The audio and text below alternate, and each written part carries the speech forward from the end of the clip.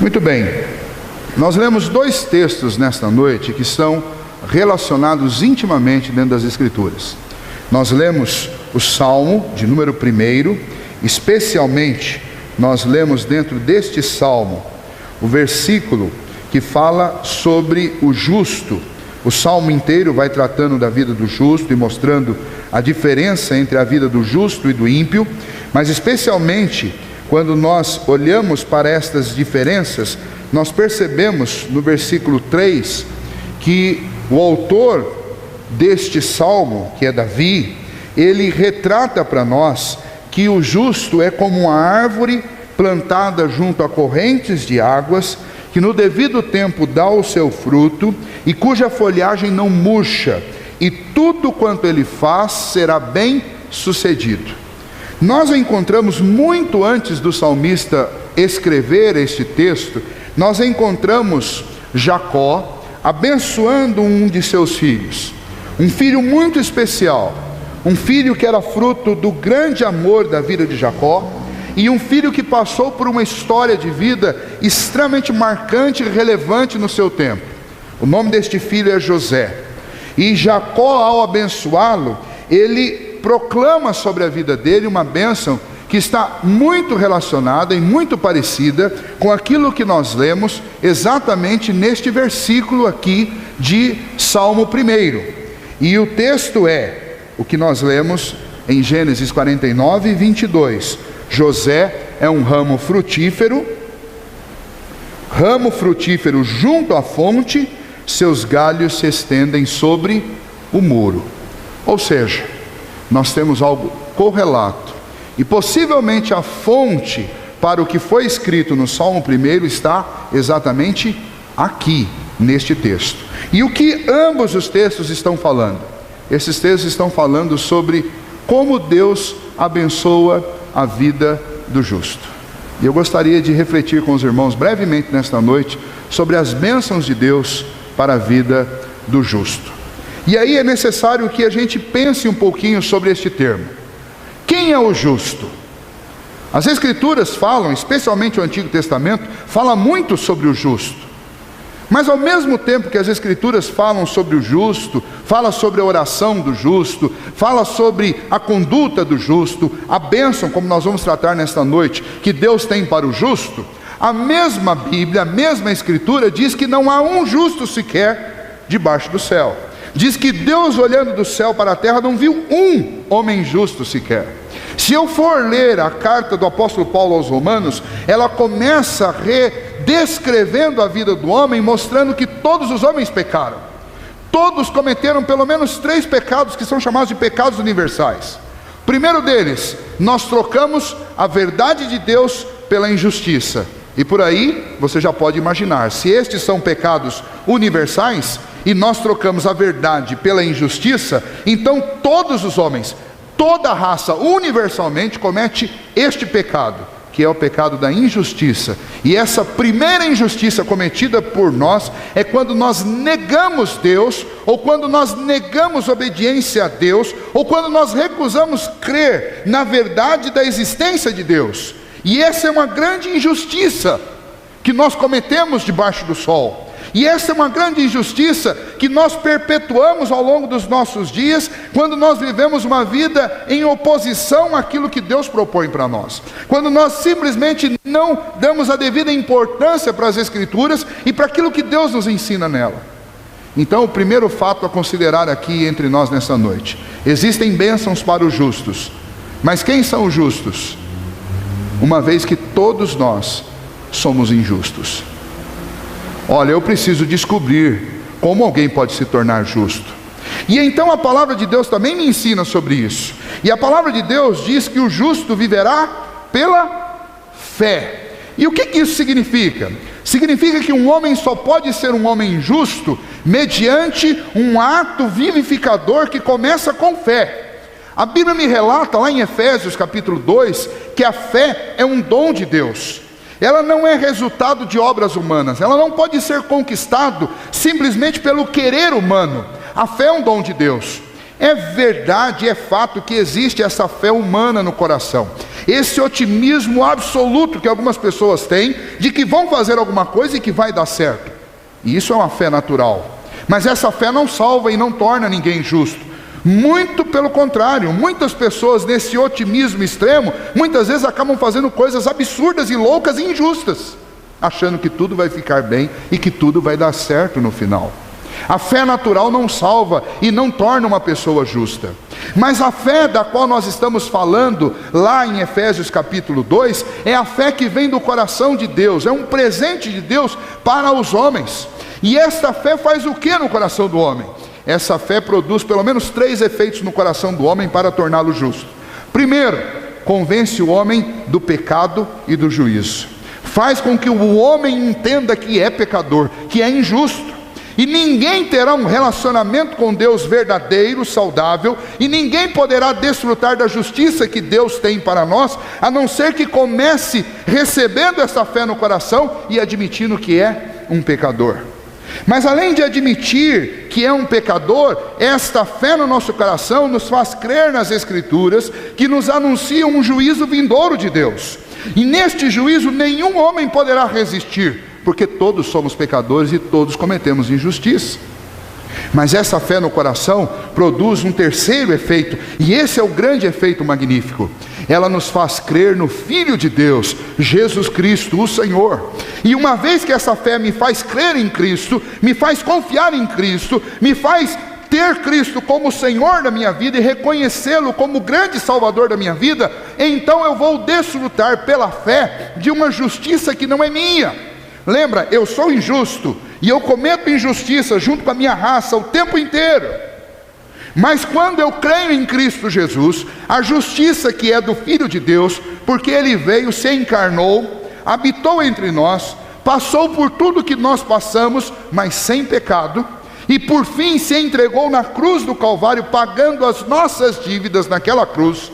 E então quando Ele ressuscitou, Ele sobe diante de Deus, e Ele faz mediação entre homens e Deus, e essa mediação consiste exatamente em Cristo apresentar diante de Deus a sua justiça e dizer: olha, Pai, esses a quem o Senhor deu fé e creem em mim, eles são justificados pelas minhas obras, a minha justiça é deles, eu os declaro justos. Isso é ser justificado, ser declarado justo diante de Deus.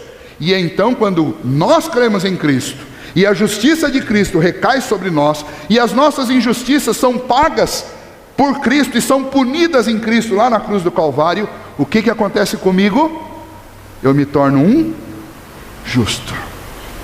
E quais são então as bênçãos de Deus para o homem justo? Antes de eu pensar nessas bênçãos, é importante eu pensar que o homem justo, ele tem um comportamento peculiar. Por quê? Porque ele está debaixo da justiça de Cristo, porque dentro do coração dele reside esta fé que é dom de Deus, porque o Espírito Santo habita nele. Ele tem sempre uma vida de reconhecimento dos seus erros, uma vida de arrependimento diante dos seus tropeços, uma vida de humilhação e de humildade diante de Deus. Ele se humilha por causa dos seus pecados e ele humildemente depende de Deus.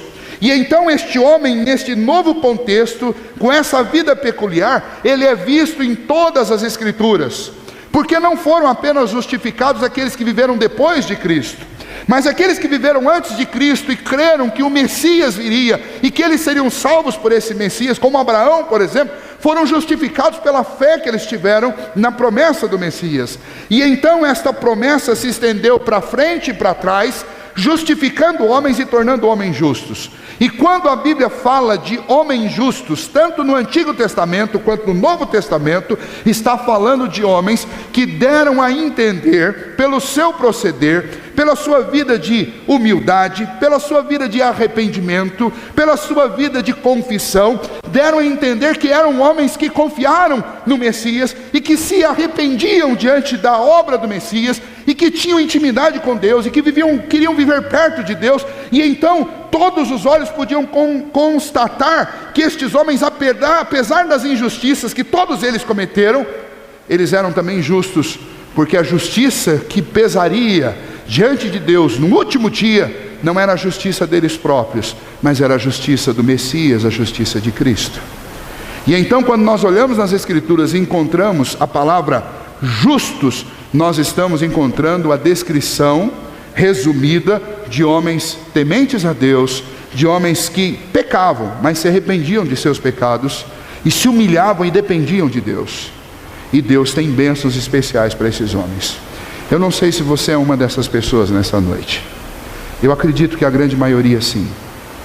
E então Deus tem bênçãos para a sua vida. Se você até hoje viveu confiado nos seus próprios méritos, eu quero fazer um apelo ao seu coração nesta hora. Que a justiça e as bênçãos desta vida justa, da qual nós estamos falando aqui, só pode ser obtida através de Cristo. E então aquilo que eu estou propondo para vocês pela palavra de Deus, a partir deste momento, é algo que só pode ser adquirido mediante a sua fé em Cristo Jesus. Mediante a fé que vem do Senhor em Cristo Jesus. De nenhuma outra maneira você poderá desfrutar destas bênçãos. Então o meu conselho a você é que você que está ouvindo esta mensagem nessa noite, peça ao Senhor que encha o teu coração de fé, para que você creia em Cristo, e para que você entenda que é a justiça de Cristo que tem valor sobre a sua vida. As nossas justiças são descritas na Bíblia como trapos de imundícia, ou seja, panos que são usados para estancar ferimentos, para estancar hemorragia de sangue. É isso que são diante de Deus as nossas próprias justiças, trapos imundos. A justiça que você precisa é aquela que emana da cruz de Cristo. E você precisa disso, pois não há outro meio de ser salvo diante de Deus e por conta dos pecados que cometemos, senão através da justiça do Redentor, da justiça de Cristo Jesus. Mas a partir daqui, uma vez que cremos nisso, e uma vez que temos em nosso coração esta fé que é dom de Deus, que é um presente de Deus, Deus tem um pacote de bênçãos para quem desfruta disso.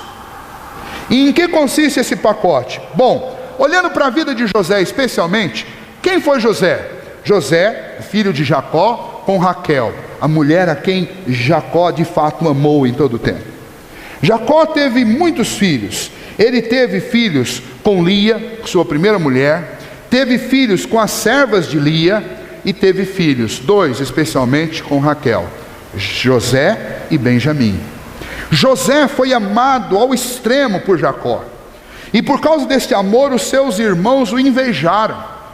E o invejaram de tal maneira que eles mesmos tramaram um jeito de se livrar de José. E então, numa ocasião em que eles estavam trabalhando no campo, e José veio trazer alimento para eles e saber notícia para contar para seu pai, eles tomaram José, o amarraram e o lançaram numa cova. E então começaram a decidir o que iam fazer dele. Vamos matá-lo? Vamos deixá-lo aí? Vamos vendê-lo para um mercador? Vamos vendê-lo para um mercador, porque daí nós nos livramos dele, e além disso, nós ainda lucramos com isso. E então eles venderam José como escravo. E eles pegaram as vestes de José e sujaram com sangue de animal, e levaram até seu pai Jacó, e disseram para o seu pai: olha, o seu filho, ele foi atacado por um animal e ele morreu. José, injustiçado e vendido como escravo para mercadores que o levaram para o Egito, foi recebido no Egito como escravo e foi vendido para um homem chamado Potifar, um general, um homem de muitas posses. E José, na casa de Potifar, ele começou a frutificar. Assim como ele frutificava na casa do seu pai, ele se tornou alguém frutífero na casa de Potifar. E então Potifar começou a prosperar. E Potifar percebeu que havia algo diferente na vida daquele homem, e ele pega todos os seus bens, tira dos bancos, dos lugares onde ele deixava para render, e ele traz e coloca nas mãos de José, para que José possa empreender com aquilo. E José passa a dar ainda mais prosperidade para a vida de Potifar. E José se tornou alguém atraente, não só pelo que ele fazia, mas pelo que ele era, e nele reluzia uma luz, uma bênção, que ninguém podia compreender, porque tudo que ele tocava era abençoado e prosperava. E então a mulher de Potifar colocou os olhos sobre José, e ela começou a tentá-lo, e ela começou a insistir para que ele traísse Potifar e ficasse com ela. Mas José era um homem que tinha no coração os ensinamentos de seu pai, Ele confiava nas promessas de Deus. Ele queria estar perto de Deus. Ele não era um homem justo porque fazia tudo certo, mas ele era um homem justo porque, acima de tudo, ele queria estar perto de Deus. Ele confiava nas palavras de Deus. Ele confiava nas promessas de Deus. Ele dependia de Deus. E por causa da sua dependência, da sua intimidade com Deus, ele resistiu firmemente à sedução dessa mulher, ao ponto que ela trama contra ele e o acusa de tê-la atacado. Exatamente o inverso do que estava acontecendo. E por conta disso, Potifar o lança na prisão. E novamente ele vai para o cárcere. E agora, encarcerado, ele passa a viver dentro de um presídio, lá no Egito. Dentro do presídio, ele começa a frutificar. E frutificando dentro do presídio, o chefe do presídio chega e entrega as chaves e as portas daquela cadeia para que ele pudesse administrá-la, porque o que ele administrava era bem sucedido e prosperava. E então ele passa a ser o administrador daquele lugar. Depois de algum tempo ali, nós não sabemos quanto tempo, possivelmente bastante tempo, chegam duas figuras especiais dentro daquela cadeia, dentro daquelas covas onde eles ficavam presos. Um mordomo do rei e um padeiro que servia a casa real. E o que acontece com esses homens? Esses homens estavam ali para que, no passar do decorrer dos dias, pudesse se apurar qual dos dois de fato estava dizendo a verdade, pois os dois estavam ali por causa de uma intriga pessoal entre eles. E então os dois tiveram sonhos, e José, abençoado por Deus, interpreta os sonhos dos dois. E a um ele diz, ao mordomo da casa real: olha, você voltará a servir a Faraó. E ao padeiro: você será morto, será comido por corvos. E então, passado alguns dias, exatamente o que José interpretou do sonho deles aconteceu. E José disse para o mordomo de Faraó, o grande rei, o grande suzerano daquela época: quando você voltar para a corte, lembre de mim, eu estou aqui, lembre-se de mim. E então este homem volta a servir a Faraó, mas ele se esquece de José. E nós não sabemos quanto tempo mais ele serviu a Faraó e quanto tempo mais José ficou ali preso, tomando conta daquela cadeia. Mas o fato é que um dia Faraó teve um sonho muito estranho, um sonho em que existiam espigas, e essas espigas, elas estavam, algumas delas, 7 pelo menos, cheias, e 7 vazias, e as 7 vazias engoliam as 7 cheias. Ele sonhou também com 7 vacas gordas e 7 vacas magras, e as 7 vacas magras comiam as gordas. E ele ficou intrigado com esse sonho e não sabia como respondê-lo. Mas aquele mordomo lembrou que lá naquela cadeia tinha um homem que sabia interpretar sonhos. E então eles mandam buscar José, e José interpreta o sonho dizendo: está por vir sobre esta terra 7 anos de fome, e depois 7 anos de grande prosperidade, de grande abundância, e depois 7 anos de fome. E aí Faraó pergunta: acaso há no Egito um homem que tenha o espírito dos deuses, que possa administrar um abacaxi desse? Você já imaginou que quer passar 7 anos ganhando muito e 7 anos não ganhando nada? Não é para qualquer um administrar isso. E então eles entendem e percebem que só existia um homem no Egito capaz de fazer tal coisa. Este homem era José. E então aquele homem que estava preso num cárcere, ele é chamado do cárcere para ocupar o cargo de governador do Egito. E então, como governador do Egito, ele conduz o Egito por 7 anos de prosperidade, ajunta em grandes celeiros cereais que fossem capazes de sustentar todo o Egito e as circunvizinhanças durante mais 7 anos de fome. Os 7 anos de fome chegam, e num determinado dia aparece lá no Egito, para comprar comida do governador do Egito, os seus irmãos que estavam com a casa de seu pai passando fome e em miséria. José os reconhece, e existe uma certa trama de vai e volta, mas num determinado momento José vai e se identifica: eu sou aquele que vocês venderam como escravos para o Egito. Possivelmente, se fosse um de nós ali, diria assim: e agora vocês vão pagar pelo que vocês me fizeram. Vocês estão lembrados do que vocês me fizeram? E agora? Agora é a minha vez. Mas não foi isso que José fez. Os irmãos acharam que ele ia fazer isso. Eles ficaram em temor e tremor diante de José, porque eles imaginavam que agora José fosse se vingar. E José disse para eles: não se atemorizem, foi Deus que me mandou adiante de vós. para que a nossa casa, a casa do nosso pai, fosse preservada. Este homem é descrito aqui como um homem justo, um homem abençoado. E a bênção que é promulgada posteriormente, Jacó é trazido para o Egito, junto com a sua família. O Egito os recebe, dá uma terra para que eles possam viver. E enquanto José fica vivo, eles são tratados como família real, ali no Egito. E antes de Jacó morrer, ele promulga uma bênção sobre todos os seus filhos. Mas quando chega sobre a cabeça de José, Jacó pronuncia uma bênção muito específica e singular. É a bênção do justo, é a bênção sobre a vida daquele homem que teme a Deus, sobre aquele homem que depende de Deus, e sobre aquele homem que tem um olhar diferente do mundo, um homem que não olha as coisas simplesmente pelo que está acontecendo agora, mas tem uma visão ampla, profunda, espiritual. E sobre a vida deste homem, Jacó pronuncia esta bênção que nós lemos.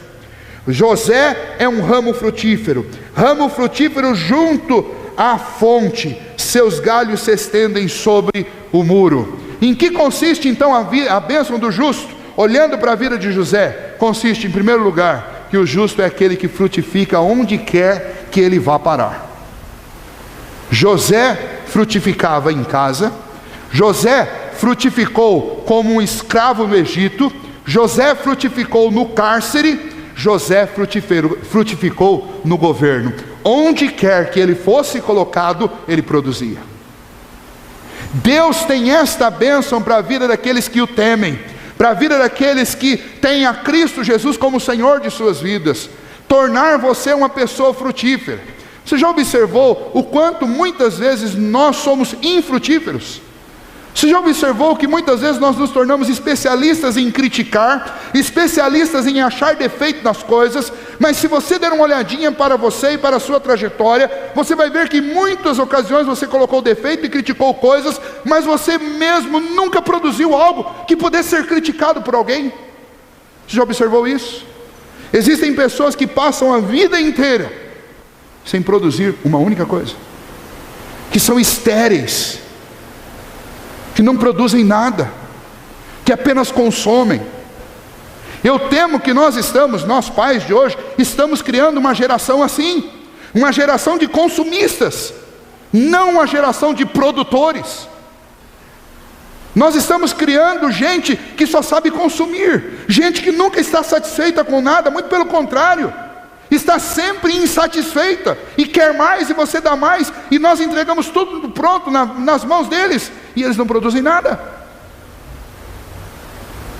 Nós mesmos estamos nos acostumando com isso. Antigamente, a melhor pamonha era aquela que era feita em casa. Antigamente, o bolo mais gostoso era aquele que era feito pela mamãe. Antigamente, o churrasco mais gostoso era aquele que era feito pelo papai.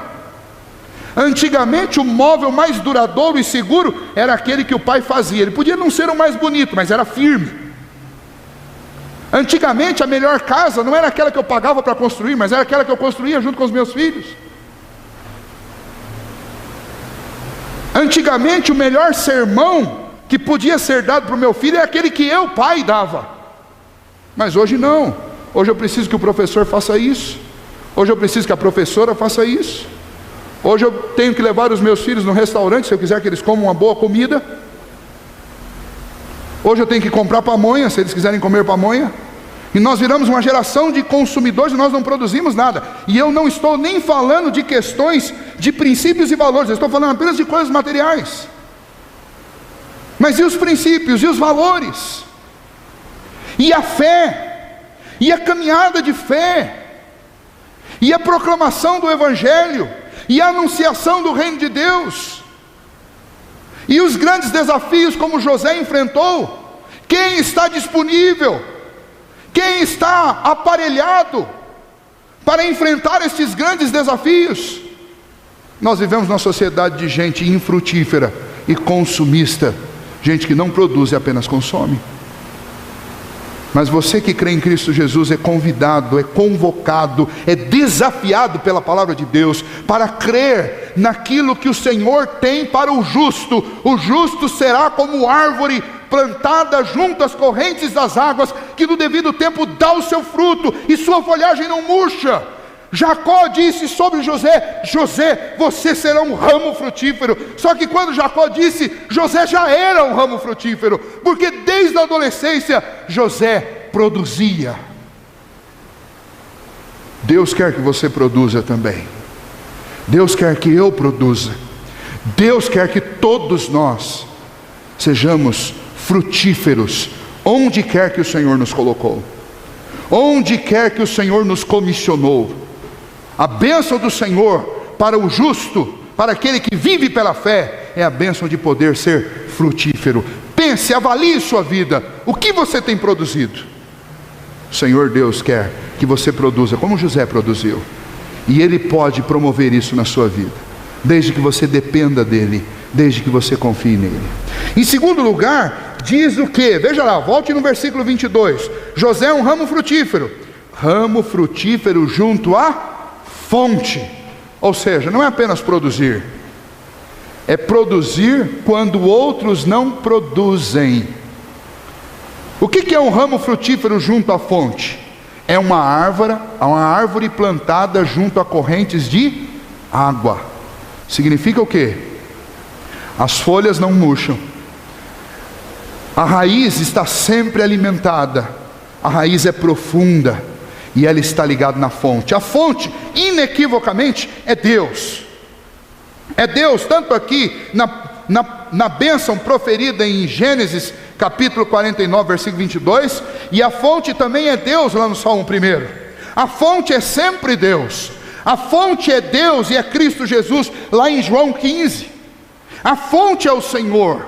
E quando nós vivemos como justos, ou seja, cremos em Cristo Jesus, dependemos dEle, vivemos uma vida de reconhecimento de que a justiça que temos é dEle, nós estamos na fonte. E essa fonte que jorra por dentro de nós, esta fonte de água viva, esta fonte é o que vai garantir que eu seja produtivo, mesmo quando o mundo ao meu redor estiver um verdadeiro deserto. É esta fonte que vai possibilitar que eu seja produtivo quando o meu casamento estiver amargo, estiver envenenado pela contracultura do nosso tempo. É essa fonte que vai permitir que o seu filho produza, mesmo quando ele está colocado dentro de uma universidade onde a mentalidade da grande maioria está distorcida.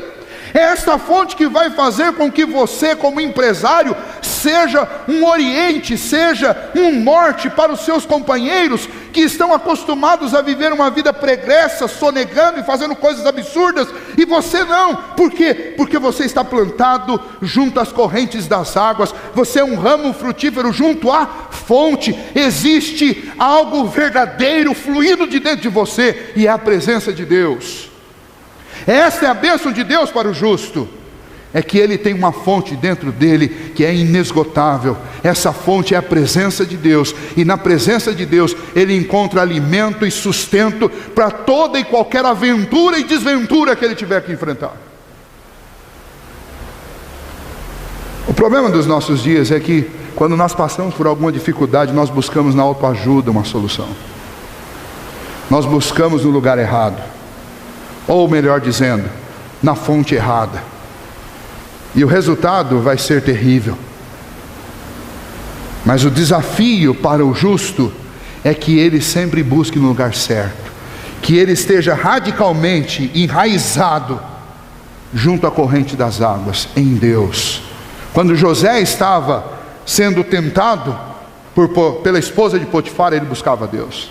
Quando José estava entristecido dentro daquele cárcere, e talvez até tentado a blasfemar contra Deus, a se amargurar, a se tornar uma pessoa revoltada, ele foi buscar socorro aonde? Ele foi buscar socorro em Deus. Quando ele foi desafiado pela corte do Egito a interpretar um sonho, ele foi buscar socorro em quem? Em Deus. Quando ele foi comissionado para tomar conta desta crise, desse abacaxi em proporções nacionais, o que ele fez?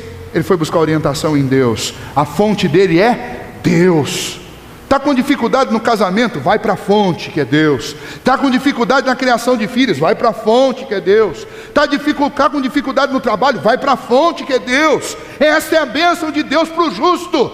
Ele será um ramo frutífero junto à fonte das águas. Ele tem uma fonte jorrando do céu para o seu coração, para dar resposta, para dar força, para dar norte, para dar a ele aquilo que ele precisa para atravessar as suas crises. E então o justo é um ramo frutífero junto à fonte. E a última parte desta bênção para o justo está aí na última linha: os seus galhos se estendem sobre o muro. Ou lá em Salmo 1, tudo quanto ele faz será bem sucedido. Ou seja, naquilo que ele empreende, ele não só faz aonde está, mas o que ele faz ecoa para fora dos muros da sua casa.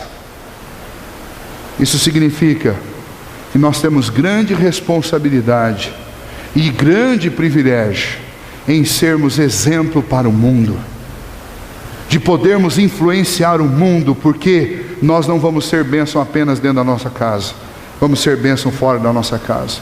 Não seremos bênção apenas para os nossos, mas seremos bênção para os de fora. Isso significa que o que acontece conosco gera impacto, não só na vida daqueles que estão conosco, mas naqueles também que estão ao redor de nós. O grande exemplo para nós continua sendo José. Por quê?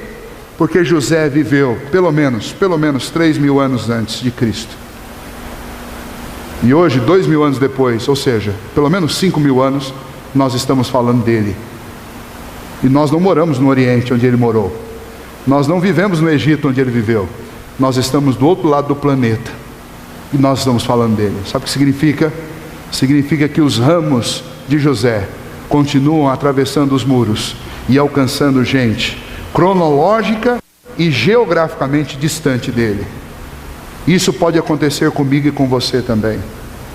Deus pode usar a minha e a sua vida para impactar a vida de pessoas que talvez estarão distantes de nós cronologicamente e geograficamente, desde que nós sejamos estes homens justos, não justos por si mesmos, mas dependentes de Deus, que creem em Cristo Jesus e que vivem pela fé nele, e que portanto estão radicados nesta fonte, e que portanto vivem de forma frutífera. E esses frutos e os ramos dessa videira, eles vão ultrapassar as fronteiras, eles passarão por os muros. Uma vez eu pensei assim, eu já tinha um filho e pensei erradamente. Eu não vou colocar mais nenhum filho no mundo, porque o mundo está em tamanha desordem, desgraça, que parece uma grande irresponsabilidade colocar mais um filho no mundo. Mas o meu pensamento estava errado e equivocado. E Deus sabe o quanto eu já me arrependi desse pensamento, porque até agora eu não consegui ter outro filho, mas eu queria muito. Porque o pensamento é exatamente o contrário. Nós precisamos de filhos justos, de mais homens e mulheres dependentes de Deus, para que este mundo seja influenciado por gente abençoada. E então não tenho que ter medo de pôr filho no mundo. Eu tenho que ter medo sim de não ensinar para os meus filhos aquilo que está escrito nas Escrituras e que está prometido a respeito do justo, mas não medo de pôr filho no mundo. Muito pelo contrário, nós devemos encher o mundo de filhos. Afinal de contas, essa foi a primeira ordem que Deus deu ao casal: crescei e multiplicai e enchei a terra. E nós somos tão maus que nós pecamos até nisso, porque os nossos braços, os nossos ramos deveriam se estender sobre a terra e ultrapassar nossas casas e nossas fronteiras. Se talvez você não tenha o privilégio de ter uma família como a de Jacó, com 12 filhos, e você seja como eu, que tem a família de um filho só, mas invista no seu filho, e seja você mesmo esse ramo frutífero, radicado junto à fonte, para que a sua influência e a influência do seu filho, abençoado por Deus, possa gerar impacto, não só dentro dos seus muros, mas fora deles. Esse deve ser o grande projeto nosso como família. José, vejam só, quanta gente viveu por causa de José. Gente que ia morrer de fome naqueles 7 anos, e não morreu por quê? Porque José trabalhou, primeiro com seu pai dentro de casa, depois na casa de Potifar, e depois no Egito. E a sua casa, a casa de Potifar, ou seja, a casa dos egípcios, e a casa dos povos não egípcios, sobreviveram por causa da vida de José e do que ele fez. Quanta gente eu posso dizer, ou talvez eu possa até sonhar, que vai viver por causa da minha vida. Vai viver por quê? Porque eu vou poder ter o privilégio de levar o Evangelho de Cristo para estas pessoas. Quanta gente já está viva hoje por sua causa? Porque você foi lá e anunciou Cristo para essas pessoas. Quanta gente ainda vai ser morador do céu? Porque você vai evangelizar e vai falar de Jesus para essas pessoas. Nós cantamos um hino hoje: quero ser um vaso de bênção. Vaso de bênção sem par, que leve a mensagem de Cristo. Por que a mensagem de Cristo? Porque é através da mensagem de Cristo que os homens encontram a verdadeira vida. E então nós podemos ultrapassar os nossos muros com os nossos ramos e levar a bênção da salvação para outras pessoas. Mas podemos levar também comida, podemos levar água, podemos levar cobertor, podemos levar um sorriso, podemos levar educação, podemos levar muitas coisas além dos nossos muros, desde que nós façamos isso confiados e alicerçados em Cristo Jesus. Deus tem bênçãos para os justos, que são aqueles que confiam em Cristo. E a bênção é ser um ramo frutífero junto à fonte, um ramo frutífero que atravessa os muros e alcança aqueles que estão fora, que estão distantes. O meu desejo como pastor de vocês, e o meu desejo como cristão, é que estas bênçãos sejam presentes na minha vida e na vida de vocês, e na vida dos filhos de vocês. Que nós vivamos como justos e desfrutemos da bênção dos justos, e abençoemos outras pessoas como justos, não por nós mesmos, mas justos por Cristo Jesus. Que Deus te abençoe e te ajude, que nos ajude, para que a gente saia daqui comprometido com isso. Eu sei que amanhã mesmo você terá a oportunidade de criticar ou de produzir. Amanhã mesmo você terá a oportunidade de desistir ou de buscar recurso na fonte. Amanhã mesmo você terá a oportunidade de influenciar ou de ser influenciado.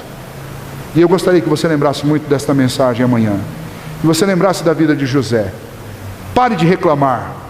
José foi parar numa prisão, e dentro da prisão ele foi trabalhador e produtivo. Eu sei que nenhum de vocês vai parar na prisão amanhã, pelo menos eu acredito nisso. E então você pode ser produtivo sim, aonde Deus te colocar. José conseguiu em Deus ser produtivo num presídio. Eu tenho certeza que você poderá ser produtivo na sua família, no seu trabalho, na sua escola, porque é assim que Deus quer que nós sejamos. A fonte é o Senhor, e a bênção está sobre todos aqueles que creem nele. Que Deus nos ajude e nos abençoe. Vamos ficar em pé, nós vamos orar encerrando este culto ao Senhor. Bendito Deus, nós somos extremamente agradecidos ao Senhor, gratos, porque, ó Deus, nós jamais poderíamos por nós mesmos sermos justos. Somos pecadores, ó Deus, desde o nosso nascimento. Aliás, ó Deus, nós já nascemos contaminados pelo pecado. E, ó Deus, as injustiças envolvem toda a nossa vida. Mas, ó Deus, nós te louvamos porque o Senhor nos concedeu a fé para crer em Cristo Jesus. E uma vez que nós podemos crer em Cristo Jesus, nós sabemos que a justiça do Teu Filho, ela é derramada sobre nós, porque Ele nos substituiu naquela cruz. Ele sofreu, ó Deus, o castigo dos injustos, para dar a nós o privilégio dos justos. E nós te louvamos por isso, ó Deus, porque a justiça que temos não provém de nós mesmos, mas ela provém do Teu Filho. Obrigado, Senhor, porque isto é graça e é favor Teu. Agora, ó Deus, além disso, o Senhor nos bonifica e nos dá a bênção, ó Deus, que está sobre a vida do justo. E nós te louvamos, ó Deus, porque o Senhor nos dá a oportunidade de sermos frutíferos, de produzirmos quando ninguém mais produz, plantados juntos à fonte. E o Senhor nos dá a bênção de influenciarmos, dos nossos ramos, ó Deus, irem além dos muros. Obrigado, ó Deus, por esta promessa feita pelo Senhor na tua palavra. Que, ó Deus, todos nós pela fé possamos nos apropriar dela. Muito mais do que nos apropriar pela fé, que todos nós, ó Deus, nos apliquemos, ó Pai, a vivenciar esta realidade na vida. Que nós saiamos, ó Deus, deixemos de ser consumistas, ó Deus, e nos tornemos produtivos. Que nós, ó Deus, deixemos de ser árvores secas e murchas, sem frutos, mas que nós possamos, ó Deus, com as nossas raízes, ó Deus, junto à fonte que é o Senhor, que nós possamos ser produtivos, mesmo quando há, ó Deus, um grande deserto ao nosso redor, mesmo quando o mundo está tumultuadamente em crise. Que o Senhor nos ajude a produzir frutos de justiça, de paz, de alegria, de esperança. Ó Deus, ajude-nos a influenciar. Que o Senhor, ó Deus, não nos deixe ser influenciado por essa sociedade em caos, mas que nós sejamos a luz deste mundo, ó Deus. Que nós sejamos a grande e, ó Deus, pertinente influência que este mundo precisa, para que, ó Deus, nós possamos, assim como José foi, sermos bênção nesses dias. Assim como José dependeu de Deus, que o Senhor nos ajude a depender do Senhor, para que possamos ser frutíferos neste tempo em que estamos vivendo. Concede-nos, ó Deus, esse grande privilégio, nós te pedimos. Por nós mesmos nós jamais poderíamos conseguir qualquer uma destas bênçãos, mas pelo Senhor e no nome do teu Filho Jesus, nós sabemos que nos tornamos participantes delas. Que o Senhor então, ó Deus, promova isso em nós. Que o Senhor, ó Deus, nos faça perseverantes em buscar estas bênçãos do Senhor. Que o Senhor nos encha de fé para crer que são possíveis. E que o Senhor, ó Deus, nos dê o privilégio de lá na frente, ó Deus, olhar como José olhou para o seu passado e ver a boa mão do Senhor conduzindo todas as coisas na nossa vida, mesmo quando passamos por crises, que nós possamos olhar para trás e dizer: foi o Senhor que nos conduziu. Que o Senhor nos ajude nisso, é o que nós te pedimos nesta noite. Que o Senhor abençoe o teu povo, ó Deus, cada uma dessas famílias, por onde quer que formos durante essa semana, e, ó Deus, quaisquer coisas que tivermos que fazer esta semana, que o Senhor esteja sobre nós, nos abençoando, nos guardando, e, ó Deus, nos fortalecendo, para que vivamos e façamos tudo de acordo com a tua vontade. É a nossa oração nesta noite, em nome do teu Filho Jesus. Amém. Que a